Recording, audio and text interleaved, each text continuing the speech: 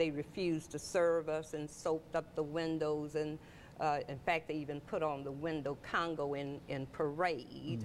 You know, we were the Congo, we were jungle bunnies, you know, and we're just a group of students, you know, trying to do our best to change the world, change Nashville, change our lives. But anyway, they were dragged out one at a time and tossed on the streets.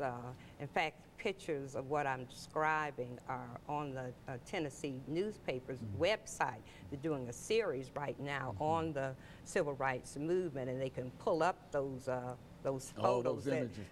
You know, and it's right there. But we were dragged out, and I was the last one dragged out and thrown on the street that day, my first demonstration, and that's when I got my commitment, and I knew from then on that this was something I really wanted to do.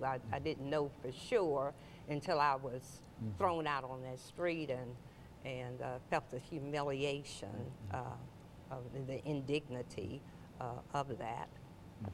You know, Kwame, if you look at some of the things that I think most folks understand about the movement itself, what can you tell young people today, over the last couple of minutes that we have here, what can you tell the young people today about becoming involved in this fighting against injustices, whether it's the sit-in movement or whatever movement? Say something in reference to that. I think they need to know the history of our country, that the country didn't just happen to get better. It just, no one woke up and waved a magic wand and allowed you to try on clothes at a shoe store. No store just decided to take down the policy and make people love each other.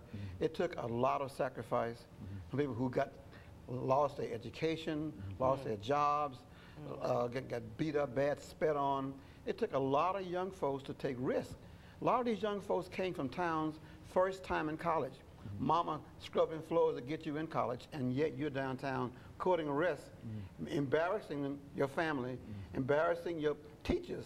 And nothing happens good unless you're willing to sacrifice. And you have to look in the mirror and say, am I the person to do that? And can I find somebody that's like-minded that I can trust, that we can have an agreement to continue until we see some results? You have to have patience. You have to have a sense of, there will be people who will doubt you. There will be people who will say you're betraying your Christian faith. There will be folks who call you communist. They'll call you an atheist. They'll call you all kind of names. They'll call you folks who don't love America. And if you can't take that, then you don't understand what change is about. Nothing good happens. As they say, the wide road is for fools. The narrow, hard road is for folks who are committed, who have a legacy to honor. We had so many people who have suffered in this town. It was time to change that. And you can't change hate with hate. You have to change hate with love. And that's something the kids need to learn about. Confrontations that always have to end up in a fight, a physical fight. Fighting with your mind and heart is a lot better. Very good. And of course, we're going to take this second commercial break, and we'll be back with our audience following this very, very short commercial break.